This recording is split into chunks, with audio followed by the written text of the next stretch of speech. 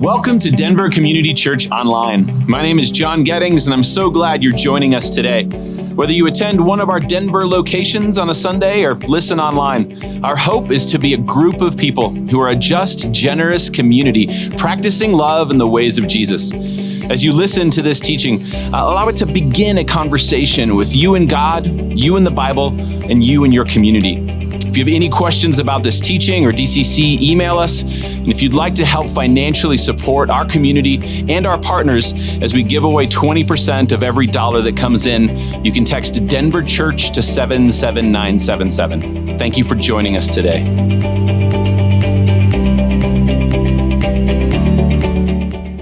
Hi, how are we? My name is Amanda Lum, and I'm the neighborhood pastor here at Uptown. It's great to be here with all of you this morning. Thanks for coming out in the cold. If you have your Bibles, you can turn with me to Luke chapter 12. If you do not have a Bible, there should be a Bible beneath the seat in front of you or near or around you, and the page number here on the side screens is going to correspond to that Bible. If you've been with us in this season of teaching, you know that we've been talking about generosity. Here at DCC, we desire to be a just and generous community that's following in the ways of Jesus. And over the past 3 weeks, we've talked about what it practically looks like for us to live as a generous community, to live as generous people. And this morning, we're going to continue to talk about generosity and explore that idea.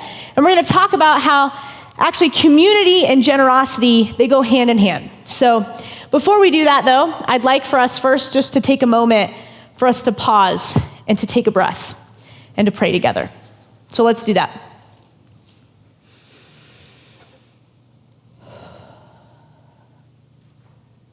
Lord, thank you for this morning.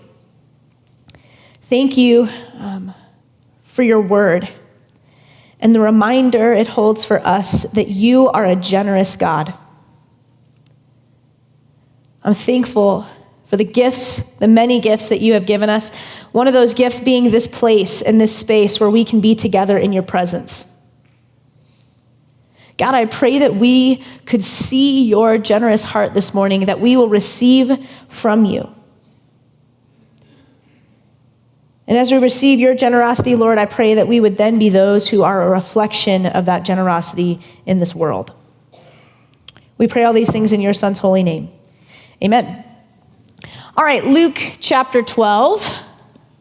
So we're going to spend all our time in Luke 12 this morning. So if you're one who wants to kind of jump back in with me when I reference the passage again or read along with me, I suggest that you keep your place here in Luke 12 as we'll keep coming back to it throughout the morning. What's happening here in Luke chapter 12 is that Jesus and his disciples are actually traveling. They're on their way to Jerusalem. And in the verses leading up to the ones that we're going to look at this morning, we're actually told that this massive crowd has formed, like thousands of people. And so Jesus and his disciples are trying to make their way through the crowds when a man comes to Jesus and has a request for him. And that's where we're going to catch up in the story this morning. We'll begin reading in verse 13. Someone in the crowd said to him, "Teacher, tell my brother to divide the inheritance with me." Jesus replied, "Man, who appointed me a judge or an arbiter between you?"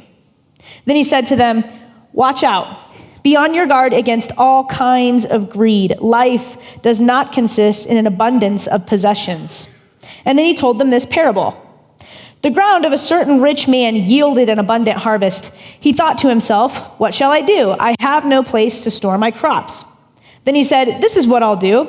I will tear down my barns and build bigger ones, and there I will store my surplus grain. And I'll say to myself, you have plenty of grain laid up for many years. Take life easy, eat, drink, and be merry." But God said to him, "You fool. This very night your life will be demanded from you. Then who will get what you have prepared for yourself? This is how it will be with whoever stores up things for themselves, but is not rich towards God." So Jesus and his disciples are making their way through the crowds when a man comes up to Jesus and tells him to tell his brother to divide the inheritance with him. Now, we don't know a lot about this man who approaches Jesus and makes this request, but we do know a few things about him based on the request that he makes. The first thing that we know about this man is that he's likely the younger brother. And we know this because he's not in control of the inheritance. See, the law stated at this time that the firstborn son would be given priority with the inheritance. He would be given control over it. He would actually be given a double portion of the father's estate. And then other sons after him, they would then be given an equal portion of what's left over. So this man is not in control of the inheritance, so he's the younger brother. And he also appears to be bringing kind of like a legal matter to Jesus. It's almost as if he's asking Jesus to insert himself into this legal dispute between him and his brother, because he's referencing the law and asking Jesus to kind of be the authority and speak to it, which is interesting. We also know from this man's request that he isn't happy with how things have gone down between him and his brother surrounding their father's estate. And we know this because he's coming to Jesus and he's asking Jesus to sort it out for them. So clearly he's not happy with how it all went down. See, there has to have been some brokenness that exists between his relationship with his brother and him, because it's interesting. This man comes to Jesus in a crowd with thousands of people, and he doesn't even ask Jesus to help him. He tells Jesus, "Tell my brother to divide the inheritance with me." It's interesting. How bad did things have to get between this man and his brother that he's coming to Jesus in front of everyone else and telling Jesus, "Tell my brother to do this"? How bad did it get? There must have been some brokenness or just division between the two of them. And this would be like if my husband, Matt, went to one of our pastors on staff here, Dave Newhousel, who officiated our wedding 9 years ago. This would be like if Matt went to Dave and said to Dave, "Hey Dave, here's the thing. Amanda and I, we've been arguing with each other and fighting about this one thing, and here's the thing. She's wrong, okay? I'm right. I need you to call her up, and I need you to tell her, as an authority in our marriage, because you officiated it, that she's wrong and that I'm right, and that she just needs to do what I'm asking her to do." Now, how would that conversation go with Dave if he actually decided to call me? Dave calls me up and he's like, "Hey, Amanda, here's the thing. I talked to Matt. Sounds like things are hard. But based on what Matt said, it sounds like Matt's right in this situation and you're wrong, so I think you should just do what he's saying. And I'm speaking as an authority in your marriage, so. What do you think I would say to Dave? I probably have a few choice words with my friend Dave, but I'd also probably feel like this was just a complete violation of my relationship with Matt. It'd be a complete violation of our relationship, of the trust and the intimacy that we have in our marriage, that he's going to someone else and telling them to tell me what to do, right? There had to have been some brokenness that existed in their relationships. It appears like their relationship's a bit on the rocks, right? And the last thing that we know about this man, based on his request, is that we know what the man desires in the situation. We know what he wants. He comes to Jesus, "Tell my brother to divide the inheritance with me." What does he want? What's he asking for? Money. He wants his part of the inheritance. He wants what's owed to him. He wants his possessions, right? Yeah, he comes to Jesus and he says, "Tell my brother to give me what's mine. Tell him to give me what's owed to me from my father." See, it appears that this man is, interested in his financial situation. Did you notice that he doesn't ask Jesus to come and mediate a conversation between him and his brother? He doesn't ask Jesus for wisdom on how to pursue right relationship with his brother. No, he just appears to be interested in his financial situation, in his possessions. It appears that this man is just choosing his possessions over his relationships. Yeah, and Jesus, he sees this. What does Jesus say to the man when he makes this request? Verse 14. "Man, who appointed me a judge or an arbiter between you?" Now, right away, Jesus seems to recognize that this man is asking him something in regards to the law, right? Because this man asked him, and he goes, wait, who made me a judge, right? Who made me an arbiter between you? Like, I'm not going to speak to the legal side of things. I'm not going to make some legal decision here for you. But he doesn't stop there. He then goes on to offer the man a warning. Verse 15, he says, watch out. Be on your guard against all kinds of greed. Life does not consist in an abundance of possessions. See, Jesus says, I'm not your judge. I'm not going to make some legal decision here. I'm not going to speak to the law. But then he says, but I will speak to what I see in your heart. You want me to make some decision about who's right and wrong and just tell people what to do, but I can see what's in your heart. See, Jesus seems to actually cut right to the heart of the matter. He looks at the man and he says, I see your greed. I see you choosing your possessions over relationship. I see your greed. And in this warning about being aware of all kinds of greed and that life doesn't consist in an abundance of possessions, this warning, he actually exposes what's in the man's heart. He exposes what's in the man's heart, and then he launches into this parable, telling this story that kind of paints a really powerful and vivid picture of what's in store for this man's life if he continues to choose greed, if he continues to choose possessions over relationships. He tells the story of a rich man, a wealthy man whose crops produce more than he could have ever needed or even dreamed of in this life.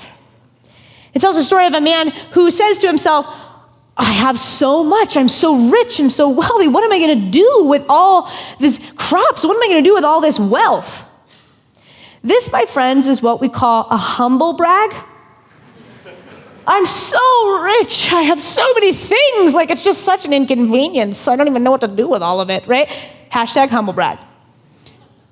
And he says to himself in the story, like, what am I going to do with all these things that I have, with all this grain that I've gotten? Oh, you know what I'll do? I'll tear down my old barns because they weren't big enough, and I'll build bigger ones, and I'll store all this grain up for myself. It says, I will store all my surplus grain there. And then he says to himself, I'm set for life.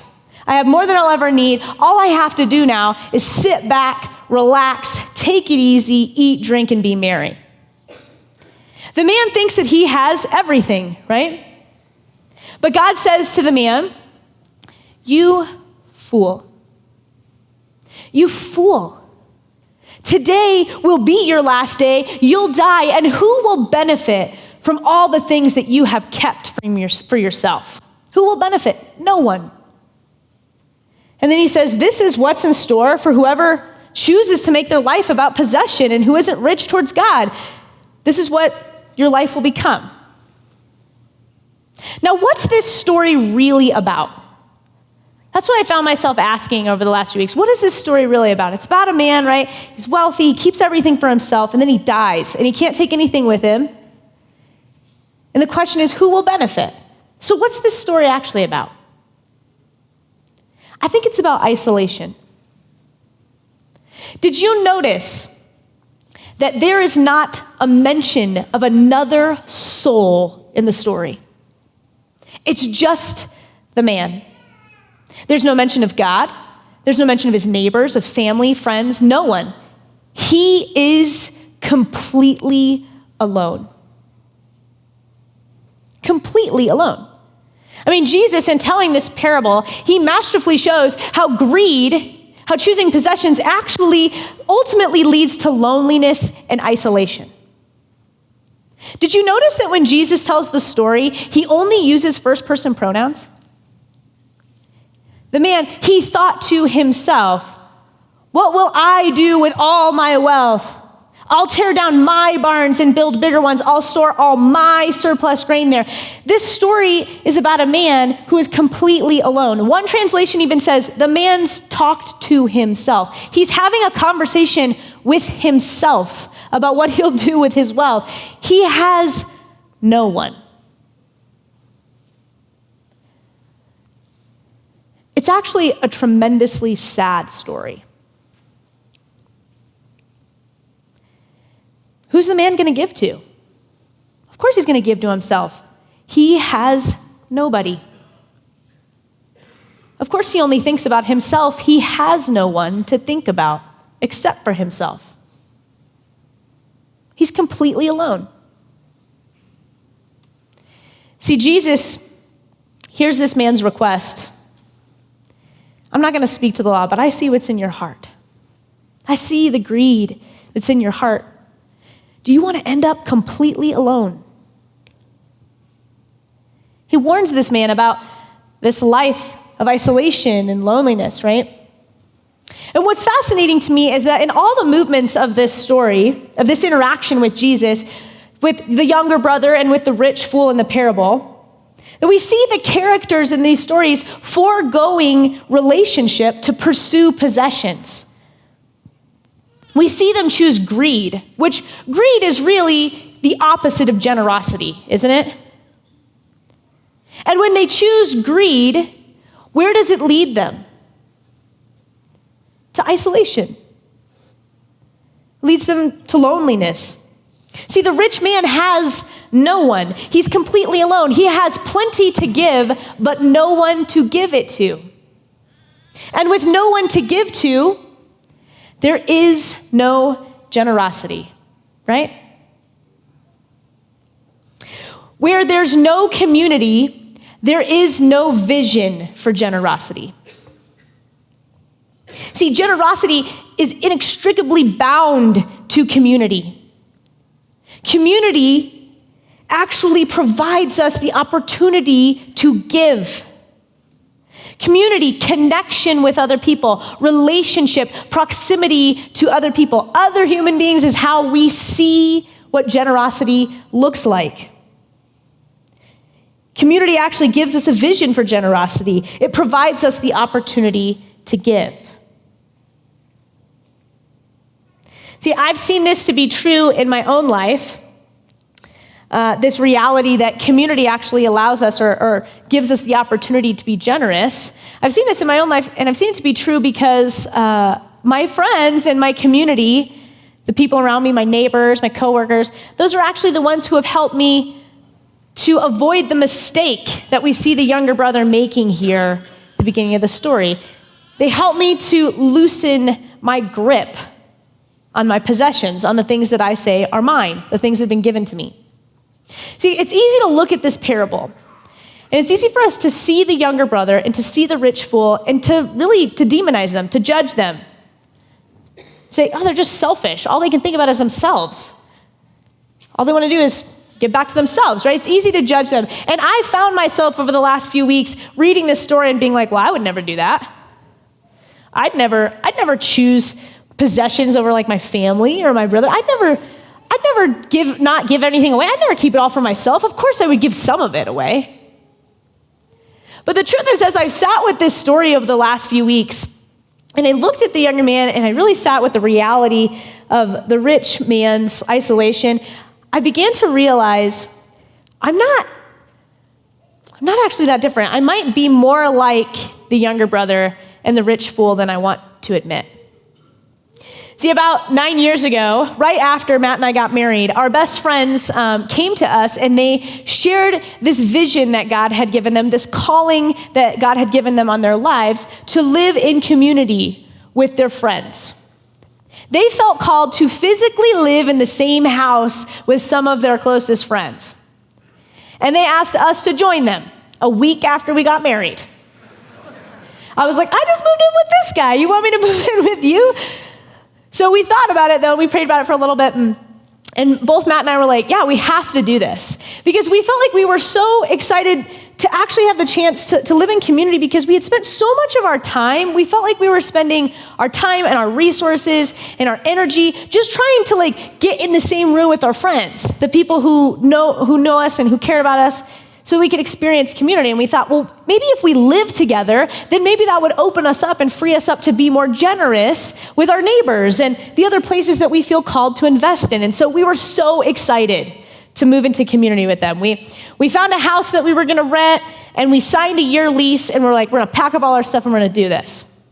And so we knew moving into a house with our best friends, we knew that there would be some hiccups here and there. There might be some conflict between us because living together isn't easy. We'd have some tension that we would need to navigate. And we also knew that likely living with others, things would surface in us that we weren't very proud of, things that we didn't like about ourselves, that we would hope would be changed because we chose to live in community. We knew all that was coming, but I have to be honest with you that I had no idea how quickly I would be confronted with some of the darkest parts of myself. You guys, we didn't even make it one night in the house together before this gross thing kind of surfaced in me. We had spent so long, it was the longest moving. I still have like nightmares about how moving all that stuff, and it just took forever. It was so slow, it was so hot. So we're at the end of a really, really long day moving all of our stuff into the house. First night together in our house. And the last thing that comes off of the truck is mine and Matt's brand new flat screen TV that we had just gotten right before we got married. I loved this TV.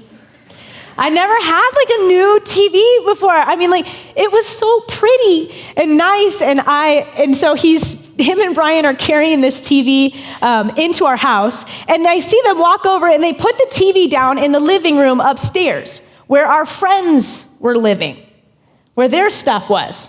And I'm like, oh, hey guys, that goes downstairs in the basement. That's where Matt and I are. And Matt goes, oh yeah, honey, I totally forgot to tell you. I told Brian and Ariel that we could put our TV up here because the space is bigger, and then maybe we would be able to watch TV together more. And, it just makes more sense. It fits better here, don't you think?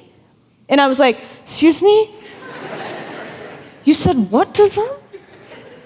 And he was like, yeah, it makes sense. Like his voice got higher because he knew it totally makes sense, right? It makes sense, right? We're living in community with other people. So then we proceeded to get into an argument where we talked to each other like this in front of our friends because we didn't want to show that we were really, really mad. But I was so angry. One of the first things that came out of my mouth was, that's my TV. I'm sorry, I didn't see their names on the gift tag. That's my TV. It needs to go downstairs with my stuff. Matt's like, our stuff. I'm like, my stuff. Right?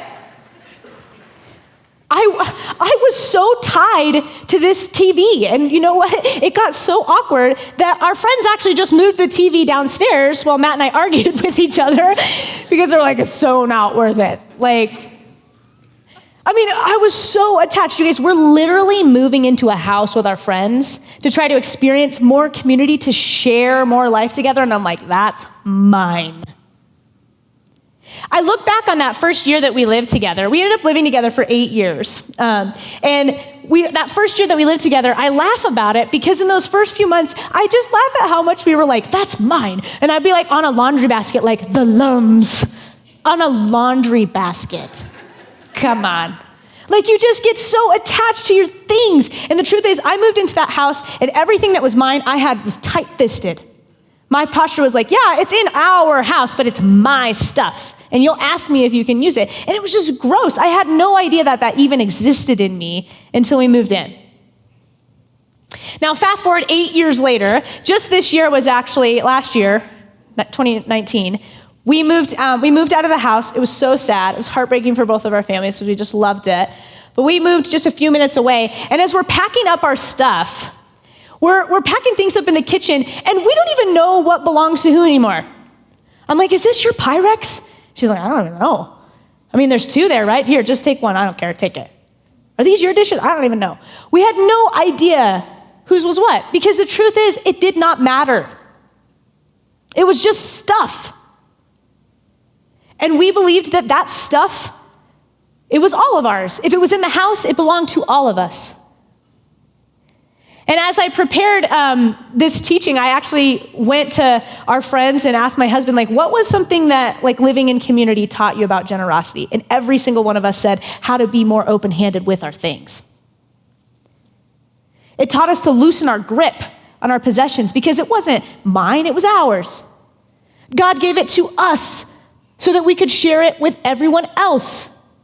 Community gave us a vision for what it meant to be generous with our possessions, to be generous with our things. Thank God for that. And I love now that their kids can come over to our house, and I'm like, don't ask me if you can use that. That's yours. This is our house. You don't need to ask me for that. If you want a snack, go get a snack. It's yours.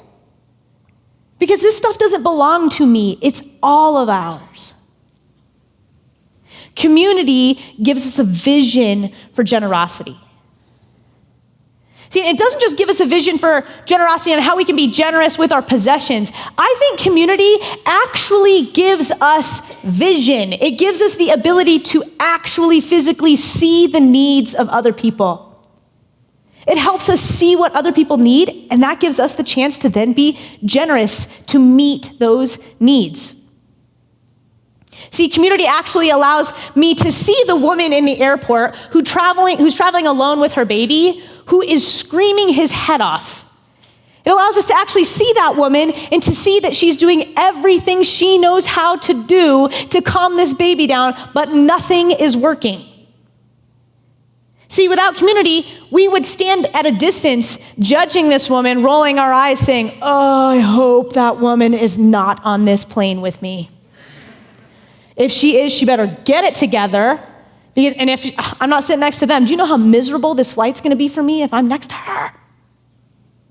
See, vision, or community, actually gives us the vision to go to this woman and say, "Hey, can I carry your bags for you?" Or, "Oh, I've been there before. You're doing so great. What can I do to help you?" See, community actually allows us to see the needs of other people. Connection with other people, proximity to other people allows us to see the needs and then be those who meet those needs. Community allows us to see that our friends who are struggling in their marriage, who are clearly hurting, we can see their need for us to just pick up the phone when they call, even though we're in a meeting and we have no time to talk. We can actually see that they need us to come over at 10:30 at night and just sit in the living room with them so they'll stop shouting at each other.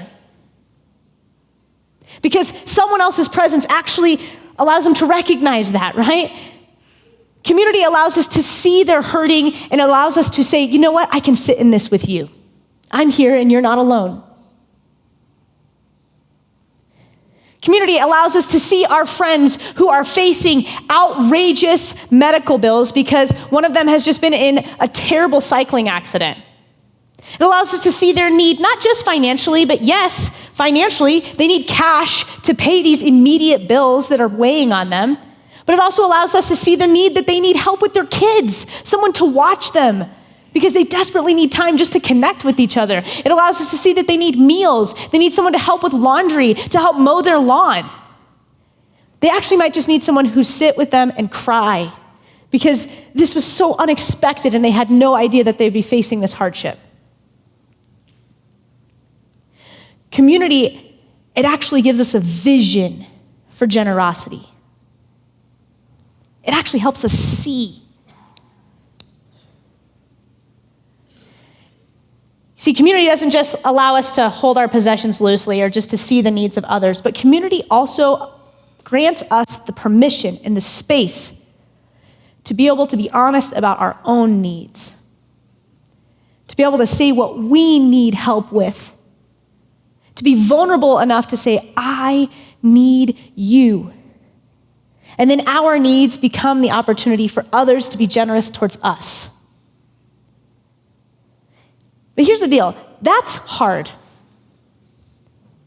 We always want to be the ones giving, don't we? It's hard to be the ones receiving, especially in our culture, where it just says that that's not okay. It's not okay to need other people. It's not okay to need help.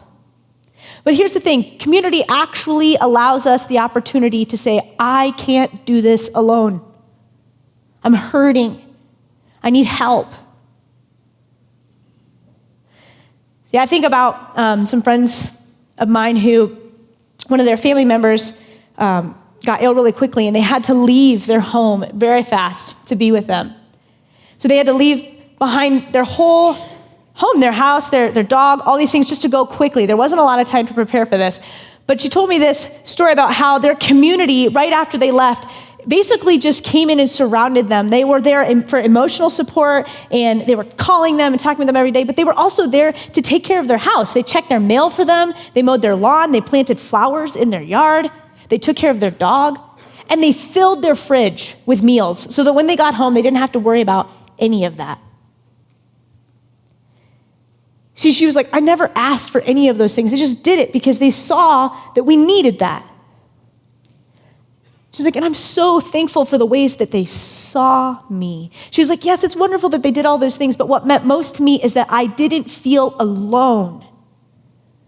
I felt held. I felt surrounded. I felt seen.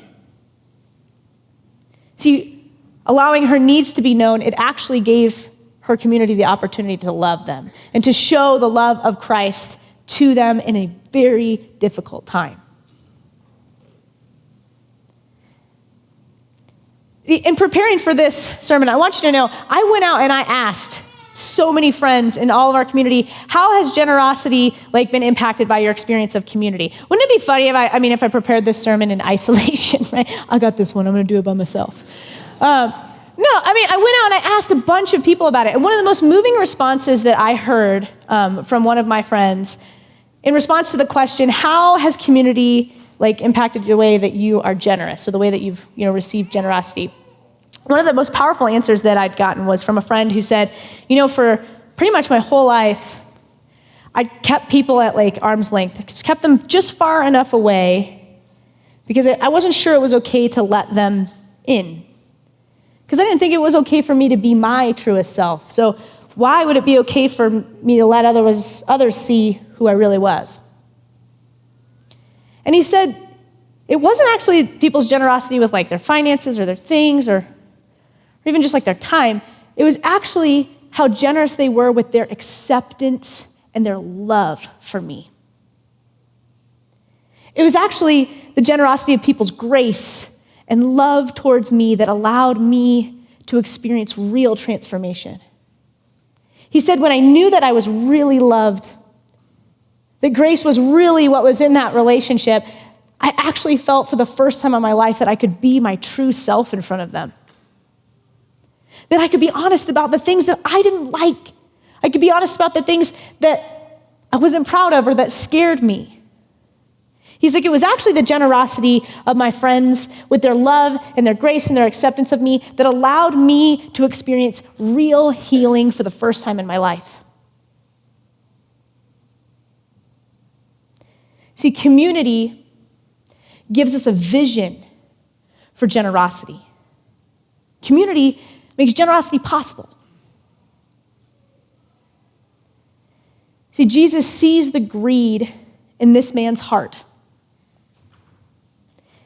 And he offers this warning, right, by telling this parable about being completely alone. So what's the invitation for us with this? What's the invitation this morning? Well, I think maybe the invitation is, how will we say yes to community? See, if we want to be generous, we need to say yes to community first. We need to say yes to relationship first. So how will you say yes to community today? Maybe it's calling a friend who you haven't talked to in a really long time.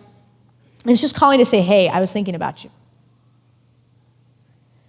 Or maybe it's taking that step towards forgiving that person in your life who really hurt you. That doesn't mean you have to call them and say that, but maybe it's just considering it and asking yourself the question, is forgiveness possible? Maybe the answer is no, but at least you asked the question. Or maybe it's that you'll say hi to your coworker who seems to be by themselves a lot.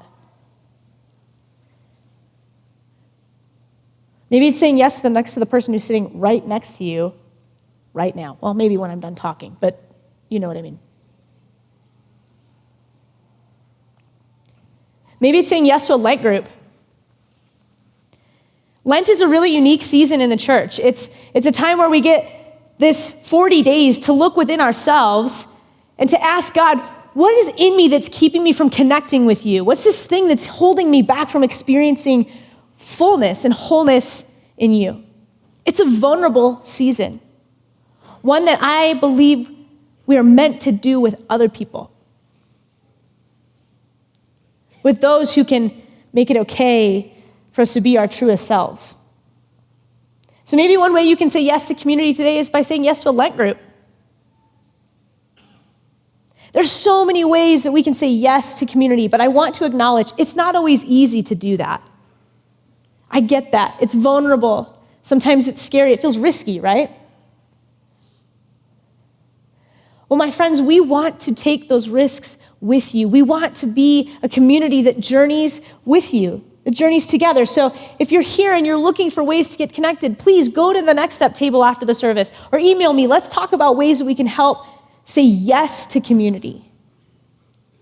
Because I think if we say yes to community, it will change our world. Because it will change the ways in which we are generous with others. The way that we receive God's generosity towards us and the way that we give it back to this world. My friends, may we be those who say yes to community, and may we receive the vision that community gives us for generosity. It just may change everything. Let's pray together. Lord, thank you for this morning. God, I am thankful for the ways in which you are generous, for all the ways in which we can see you giving of yourself. God, may we follow your lead. May we have the courage to say yes to community, and may we see the needs of those around us. God, may we have your vision for what it is to be a generous people. Lord, help us to be like you. And all the brothers and sisters said, amen.